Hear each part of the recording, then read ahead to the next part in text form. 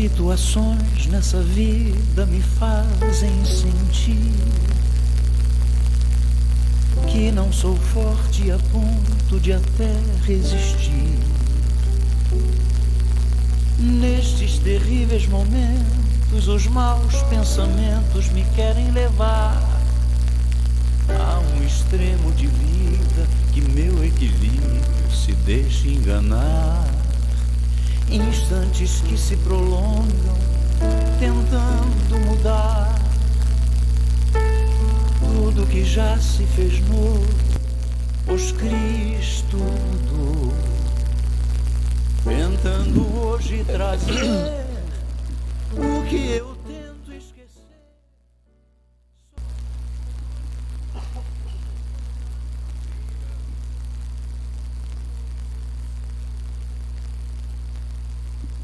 Ok. Bom dia aos irmãos, a todos que já neste momento já se encontram conosco. Eu sei que o início sempre há pouca gente, mas a gente espera que esse número aumente ao longo dessa oportunidade da mensagem. Eu espero que outras pessoas cheguem para a gente estar juntos aí, conversando, fazendo aquilo que a gente vem fazendo ao longo dessas últimas semanas, desde que a gente fechou o templo, a gente parou as atividades da igreja, a gente tem feito essas lives exatamente para transmitir uma mensagem aos irmãos, aos amigos, àqueles que estão em casa e estando em casa tem a oportunidade de ouvir através das redes sociais a palavra de Deus, né? Vários outros pastores têm feito isso. Eu tenho visto através do meu Face, através de outras redes sociais, vários colegas, né, também fazendo isso, alcançando as suas comunidades, né? E isso é importante, porque a gente termina tendo a oportunidade de ouvir a palavra, né? Não ficar totalmente perdido aí, totalmente parado. Mesmo que você esteja lendo a sua Bíblia em casa, orando, com certeza está fazendo, mas ouvir a palavra de Deus desta forma, como você costuma ouvir na igreja, isso também é importante, é válido e edifica. Então, a você, meu irmão, que tem nos prestigiado nesse momento, nosso muito obrigado. Deus continue abençoando a vida de cada um de vocês, não é? Eu quero só, não sei se tem alguém já que está ligado conosco aí, uma turma aí, tem uma turma de Juazeiro, né, que está conhecendo agora através do grupo de WhatsApp, uma turma aí de músicos, inclusive, né? Não sei se tem algum já conosco aí. Se tiver, Deus continue abençoando, seja bem-vindo, né, aí a nosso grupo. E você pode também sinalizar aí, mostrando que você está aí ligado com a gente, tá certo? Aos irmãos da igreja, amigos, familiares, de vários lugares aí, de estados, nosso muito obrigado. Deus continue abençoando a vida de cada um de vocês. Nós queremos orar nesse instante, nós vamos fazer isso agora, para dar início a essa palavra, a mensagem de hoje de manhã. Ok? Lembrando que à noite, às 20 horas, queremos, na verdade, iniciar um pouco antes, com música. Esperamos em Deus que dê certo, tudo corra bem hoje, mas às 20 horas queremos estar entrando também com a palavra da noite, tá certo? Então você também já está convidado a estar conosco à noite, nesse horário, às 20 horas, para a gente estar compartilhando da palavra, ok? Vamos pedir a direção de Deus? Deus, obrigado, Senhor, por esse momento, quando Tu nos oportunizas estar compartilhando da Tua palavra. Obrigado, Senhor, porque este é um momento que vários outros pastores estão preocupados em alimentar o Teu rebanho, porque este rebanho é Teu, Senhor.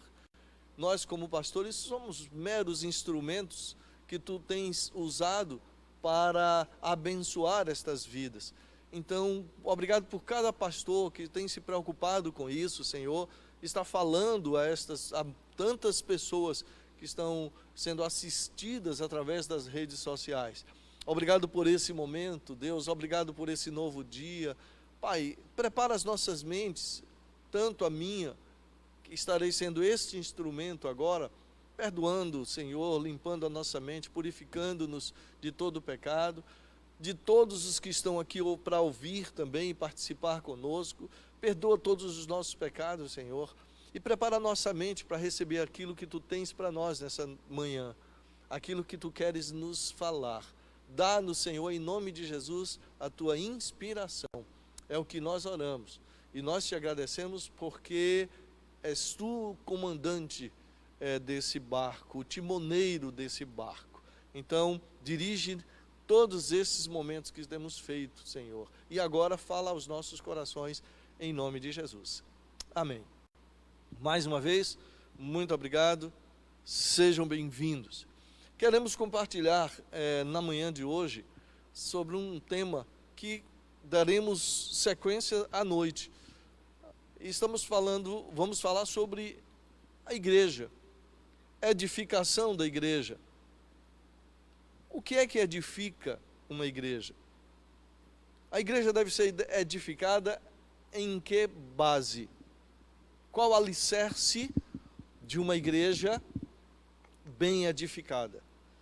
São pontos relevantes diante do que temos visto acontecer em contextos que estamos vivenciando, onde mensagens têm sido pregadas, e quando procuramos cunho teológico nestas mensagens, não o encontramos. Tentamos encontrar base bíblica para muitas mensagens que temos ouvido e não encontramos. Estas, então, se tornam vazias. Se estas mensagens, se esse tipo de mensagem é que está alimentando rebanhos, igrejas, o que podemos entender é que estas não estão sendo edificadas. Estas não estão sendo alimentadas. Pelo menos não estão recebendo o alimento sólido, que dá sustentação, que fortalece espiritualmente àqueles que a ouvem. E aí, não tenho pretensão de esgotar o tema, o assunto, mas tentar pontuar algumas questões relevantes para o entendimento desse contexto, desta questão. Uma igreja edificada na palavra e no temor do Senhor. Uma igreja edificada na palavra e no temor do Senhor. Uma igreja que é bem edificada, ela passa pelas situações complicadas, difíceis e sobrevive. Nós ouvimos há pouco pelo Instagram dos jovens da IBAB, o nosso praticamente colega Roger, falando sobre o pecado, falando sobre a instabilidade, e nós andamos às vezes mancando, uma analogia muito interessante que ele usou, e todos nós mancamos, às vezes não percebemos, mas todos nós mancamos na vida espiritual, porque somos humanos, e como humanos que o somos passíveis de errar, de pecar e até de cair. Nessa analogia, podemos perceber que somos mancos, mas temos consciência disto. Quando não temos consciência, é porque esse pecado está cauterizando a nossa mente. Mas somos, sim, mancos. Só venceremos isso quando estivermos na eternidade com Cristo. Mas o bom é que, em sendo assim, percebemos, pela presença de Deus em nós, que o somos. E em assim sendo, buscamos a força em Deus, o perdão de Deus, para que Ele nos restaure, Ele nos sustente, e assim continuemos firmes na rocha, que é Jesus Cristo. Uma igreja edificada na palavra e no temor do Senhor, ela sabe que ela é manca, ela sabe que ela escorrega, ela sabe que é passível de cair e até cai momento ou outro. Mas uma igreja edificada na palavra do Senhor e no temor do Senhor, ela não fica no chão, mesmo que caia, ela levanta, ela prossegue, porque o Deus no qual estamos inseridos, o Espírito do Senhor que habita em nós, nos trata, nos conscientiza, nos mostra a verdade, e como somos servos desse Deus, nós não ficamos caídos, nós levantamos e prosseguimos, porque Deus nos sustenta, Ele nos perdoa, Ele restaura a nossa vida. Uma das características de uma igreja edificada na palavra e no temor do Senhor é que ela tem paz e a sua edificação é fruto da irrepreensibilidade. A igreja do Senhor é irrepreensível. Quem diz isso? A própria Bíblia. Efésios, Paulo escreveu no capítulo 2, verso 27, ele disse assim: para apresentá-la a si mesma igreja gloriosa, sem mácula, nem ruga, nem qualquer coisa semelhante, mas santa e irrepreensível. Percebe? Uma igreja edificada no Senhor, na palavra do Senhor, no temor do Senhor, ela tem paz e a sua edificação é fruto da irrepreensibilidade. Ainda, o mesmo Paulo, na primeira carta aos Coríntios, capítulo 1, verso 8, ele diz assim: o qual também vos confirmará até o fim, para serdes irrepreensíveis no dia de nosso Senhor Jesus Cristo.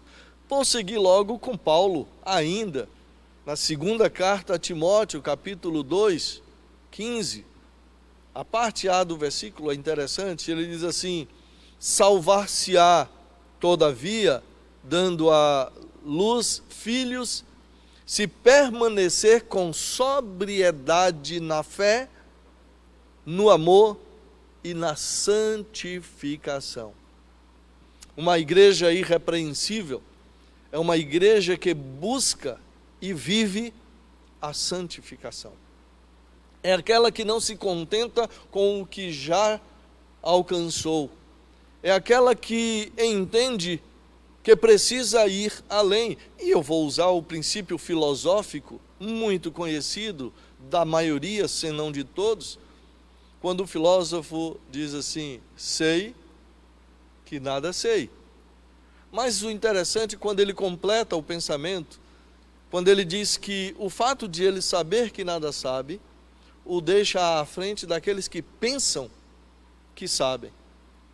Precisamos reconhecer na vida como um todo, na vida profana, ou seja, naquilo que fazemos fora do âmbito religioso, que envolve muito mais a maior parte da nossa vida, bem como na vida espiritual. Precisamos dizer: sei que nada sei. À medida que assim entendemos, buscamos conhecer, buscamos melhorar, e quanto mais conhecemos, mais percebemos que estamos aquém de ser o conhecedor de verdades. Adquirimos conhecimento à medida que nos aproximamos de Deus, e conhecimento do próprio Deus. Quando isso acontece, somos libertos. O próprio Jesus assim o disse: conhecereis a verdade, e a verdade vos libertará. Uma igreja edificada na palavra e no temor do Senhor tem paz, e a sua edificação é fruto da fidelidade. Um outro ponto que queremos referenciar: fidelidade. Será que somos 100% fiéis? Será? Com certeza não. Como humanos que o somos, não conseguiremos ser 100% fiéis. Nós procuramos ser fiéis. Isto é o que acontece na vida do cristão. Isto é o que acontece na vida de uma igreja edificada na palavra. Ela busca ser fiel, ela trabalha para ser fiel. E quando ela percebe que não o é, ela admite a sua infidelidade. É aí que eu costumo dizer, estranho o pensamento, ser fiel até na infidelidade. Uma igreja edificada na palavra, ela é fiel até na infidelidade, paradoxalmente. Porque quando ela se percebe infiel em alguma área da sua vida, ela retorna para Deus, ela busca a direção de Deus, ela corrige o seu erro e, em assim corrigindo, segue e trilha o caminho reto. Mas somos seres humanos. Portanto, não conseguiremos ser fiéis 100%. Estaremos sempre falhando diante de Deus nessa questão. Mas esse é um alvo a ser perseguido. A fidelidade é um alvo. O evangelista Mateus, capítulo 5, verso 20, nos mostra que a nossa fidelidade, a fidelidade de uma igreja edificada na palavra, deve se diferenciar daqueles que não conhecem a palavra. Veja como ele diz aqui, Mateus 5:20. Pois eu vos digo que, se a vossa justiça não exceder a dos escribas e fariseus, de modo nenhum entrareis no reino dos céus. Percebe a comparação feita? Se a vossa justiça não exceder a dos escribas e fariseus. Aqui é apresentada, ou são apresentadas figuras relevantes da religiosidade da época. Figuras eminentes da religiosidade da época. Figuras estas que se destacavam e que se apresentavam como exemplos, mesmo não conseguindo, que o próprio Jesus assim o disse, que eles não conseguiam fazer aquilo que eles colocavam como peso para que os outros seguissem. Mas são estas figuras religiosas eminentes que é apresentado no texto, que são apresentadas no texto, para comparar àqueles, na linguagem que estamos usando agora, que constituem uma igreja edificada na palavra. O fruto desta igreja é exatamente a fidelidade. É aquele que vai olhar a sociedade com um olhar justo. E olhe que estamos aí vivendo momentos difíceis, inclusive políticos, onde interesses estão por trás de cada opção, de cada decisão, de cada indução. E vale lembrar, abrindo-se um parêntese, não se permita levar por indução de redes sociais, porque há muita gente tentando enganar você através das redes sociais. De lado nenhum se permita ser manipulado. Fecha-se o parêntese. A fidelidade que a igreja deve evidenciar é aquela que faz com que olhemos para a sociedade com um olhar justo e não com um olhar que a sociedade em si o tem. É isso que o evangelista aqui nos diz. A fidelidade a Deus, a igreja irrepreensível, a igreja fiel, a igreja firmada, edificada na palavra, é uma igreja cujo fruto está ligado à sua fidelidade a Deus. Veja como Jeremias, capítulo 42, versículo 5, expressa esta verdade. Então eles disseram a Jeremias: seja o Senhor entre nós testemunha verdadeira e fiel, se assim não fizermos conforme toda a palavra com que te enviar, e a nós o Senhor teu Deus. Veja bem, seja o Senhor entre nós testemunha verdadeira e fiel, se assim não fizermos conforme toda palavra com que te enviar a nós o Senhor teu Deus. Olha, Jeremias foi um instrumento de Deus. E o povo aqui diz: vamos fazer aquilo que através de você, Deus está nos mandando fazê-lo. A Bíblia do Antigo ao Novo Testamento está repleta de exortações e de recomendações dessa área. Fidelidade a Deus. Josué, sucessor de Moisés, diante do desvio do povo, desafiou aquele povo a ser fiel ao Senhor. Quando ele diz, desafiando e exortando aquele povo: escolham hoje a quem vocês vão servir, se aos deuses dos vossos pais, ou aos deuses dos amorreus, cujas terras habitais. Escolham hoje. E ele termina o texto numa célebre frase dizendo: eu e a minha casa serviremos ao Senhor. Fidelidade. Fidelidade ao Senhor. Fidelidade a Deus, independente de, se o mundo for contrário, nós devemos permanecer fiéis, porque Deus é fiel e Ele não muda, e a Bíblia diz que Deus é fiel e mesmo que sejamos infiéis, Ele permanece fiel, Ele não pode trair-se a si mesmo. À semelhança dEle, nós, servos dEle, igreja edificada na palavra e no temor do Senhor, precisamos ser fiéis ao Senhor, trabalhar para que a palavra do Senhor seja notória no nosso viver. A igreja é uma igreja edificada na palavra do Senhor, é fiel à sua palavra, aos princípios bíblicos. Esta é a palavra.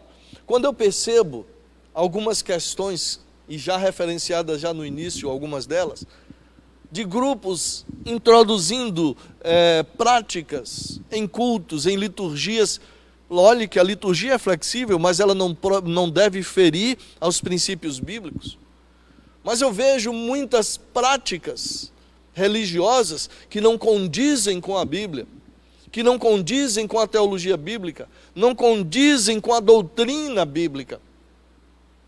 Um exemplo, sem querer entrar no mérito: sal. Se eu colocar uma quantidade de sal e mandar você passar por cima dele, e achar que isso vai beneficiar espiritualmente alguém, eu estou sendo mentiroso. Eu estou ferindo, inclusive, ao princípio bíblico teológico. Isso é uma heresia. Inclusive, é algo trazido de uma cultura afro, introduzido em cultos, em liturgias ditas evangélicas. A doutrina bíblica deve ser a base da nossa fé, da nossa fidelidade. Você quer ver uma outra coisa absurda também, igualmente absurda? Hoje já não é possível porque as nossas TVs já não tem mais espaço para colocar um copo com água em cima dela. A TV já não permite mais. Mas antigamente as TVs eram grandes. E aí mandava-se colocar um copo com água em cima da TV e depois tomar aquela água como se ela fosse abençoada. Infelizmente, muita gente, sem conhecer a Bíblia, seguiu. E hoje ainda segue. Já não se manda mais colocar em cima da TV. Mas, por certo, esse copo com água ainda funciona em alguns segmentos e em outras áreas. Alguém pega um triturador, coloca uma série de coisas dentro dela, dizendo que é o pecado, e tritura, simulando que está triturando o pecado, e com isso beneficiando alguém. São práticas heréticas que muitas pessoas, líderes, pastores, igrejas, estão explorando, ferindo a teologia bíblica. Uma igreja edificada na palavra e no temor do Senhor, ela é fiel à doutrina bíblica. Você quer ver uma outra coisa muito comum nos dias de hoje? Deus está me revelando. Meu irmão, a revelação de Deus é esta: tudo que estiver fora disso aqui é anátema, é maldito. Deus não revela nada a ninguém, a revelação está aqui, é a palavra de Deus.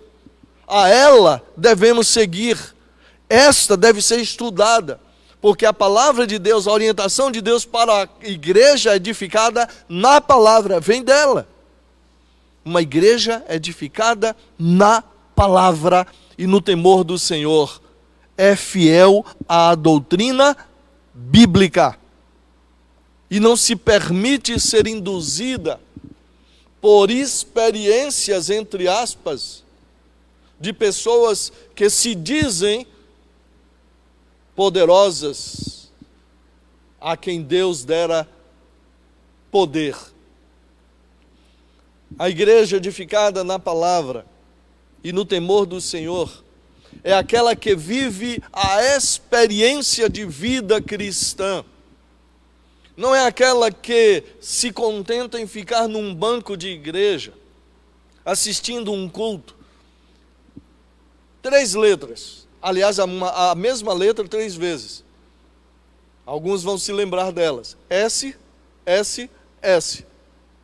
Salvo, sentado e satisfeito. Tem muitos crentes salvos, sentados e satisfeitos, não vivendo a experiência de Deus em sua vida. Tem muitos crentes que, se você perguntar a razão da sua fé, não sabem explicar o que ou porquê dizem ser cristãs.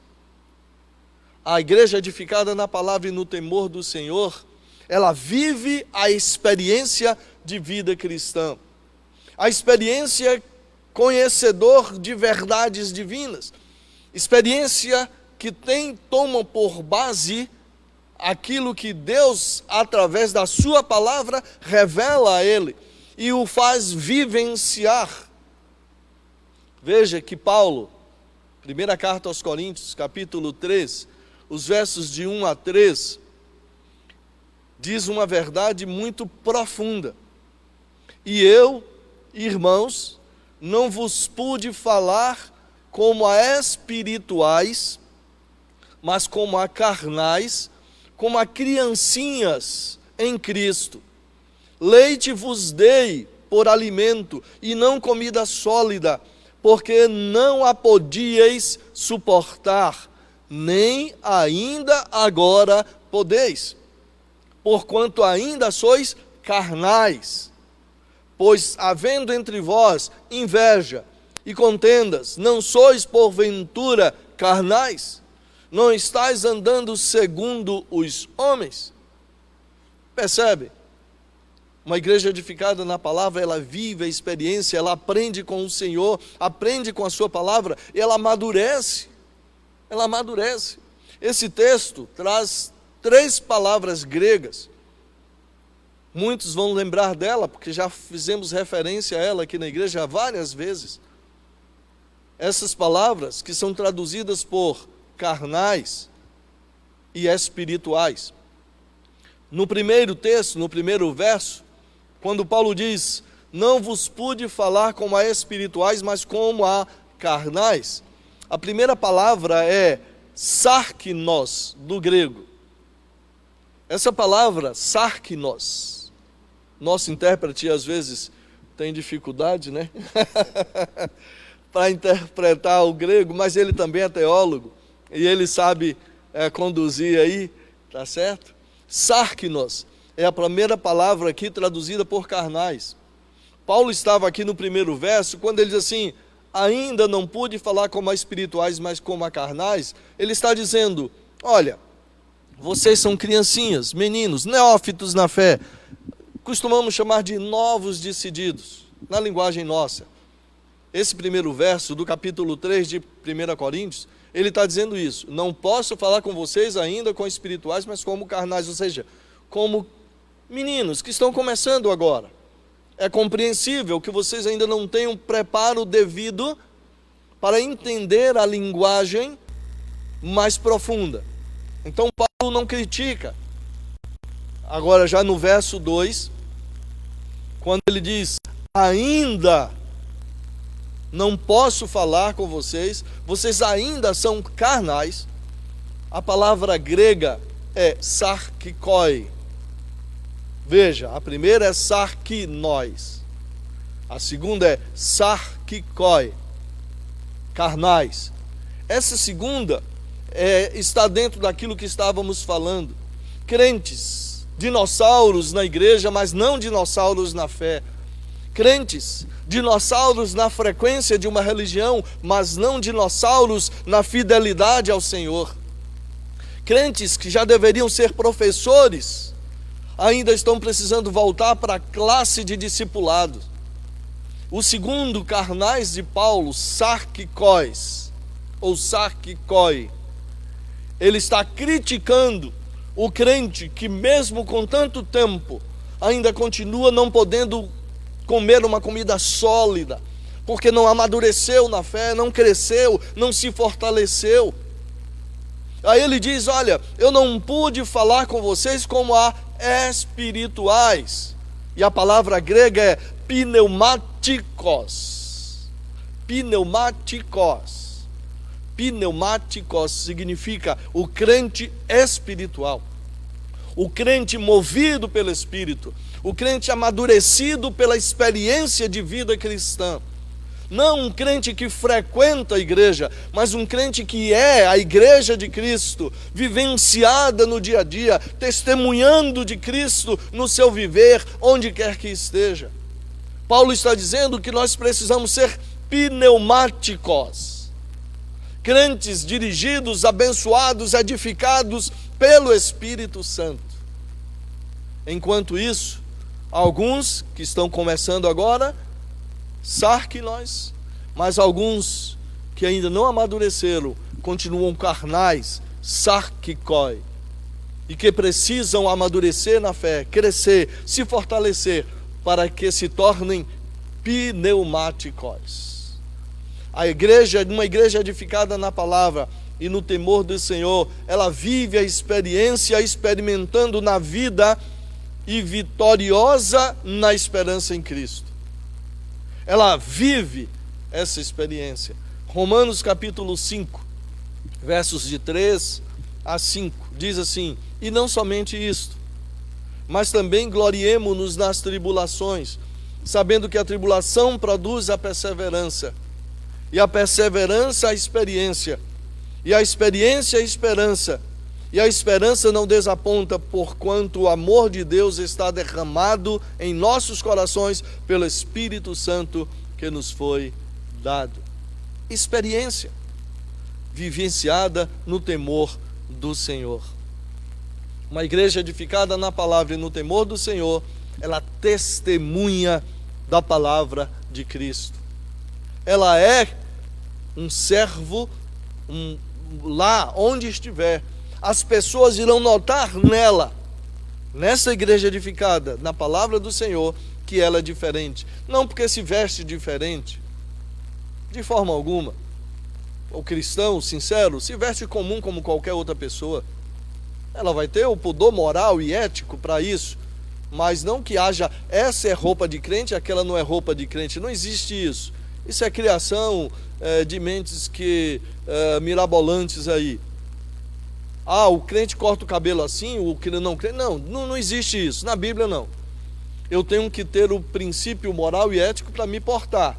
No que eu falo, da forma como eu visto, na forma como eu ajo, mas não que Deus esteja preocupado com questão de hábitos. Porém, o testemunho da palavra está na ação, na atitude.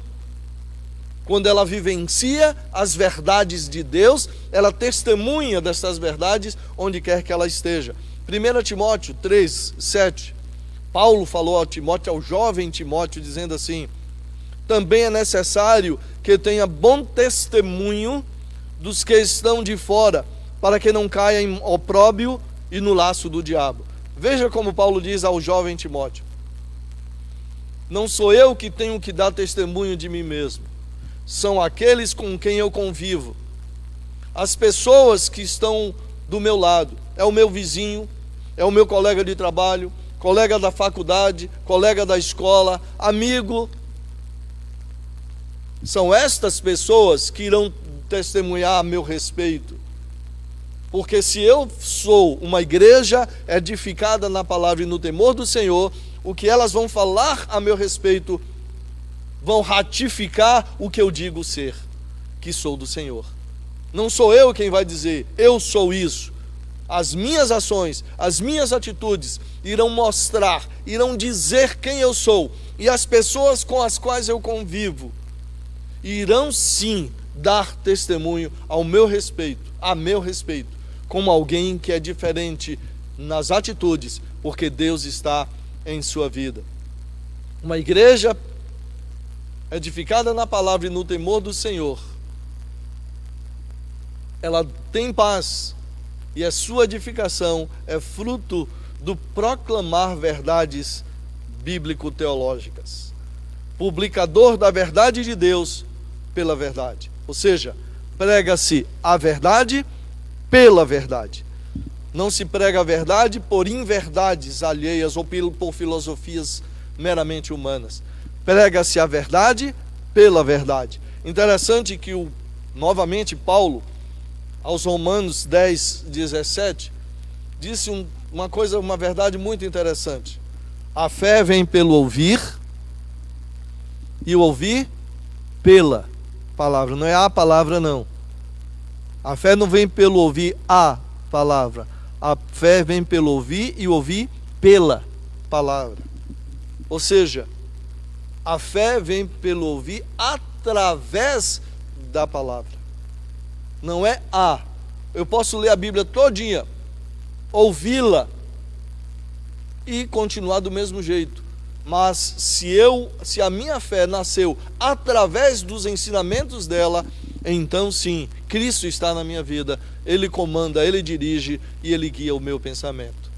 Meu irmão, aqui está para essa manhã a palavra que Deus quis transmitir a você nesta manhã. Espero em Deus que aquilo que você ouviu alcance ou tenha alcançado o teu coração, a tua mente, e te faça diferente, repito, não na vestimenta, não nos hábitos particularmente, mas nas atitudes estas que representem Deus em tua vida.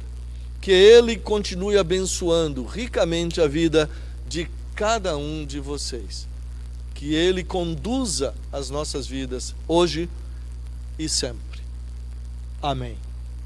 Lembrando, à noite, às 20 horas, estaremos aqui novamente para a mensagem da noite, ok? Quero orar mais uma vez e agradecendo a todos que estão conosco aí, participando desse momento, cultuando ao Senhor nesse momento. Vamos orar. Obrigado, Deus, por esta manhã e por aquilo que Tu nos inspirastes a falar. Completa, Senhor, aquilo que em nossa insuficiência não foi possível fazê-lo. Completa no coração, na mente de cada um que ouviu essa mensagem. E alcance estas vidas com a Tua palavra, Senhor. Continua dirigindo a nossa vida e nos prepara para logo mais à noite, aqui novamente, estarmos sendo instrumentos nas Tuas mãos. É o que oramos e Te agradecemos em nome de Jesus. Amém. E dizemos que o Senhor te abençoe e te guarde. Que o Senhor faça resplandecer o seu rosto sobre ti e tenha misericórdia de ti.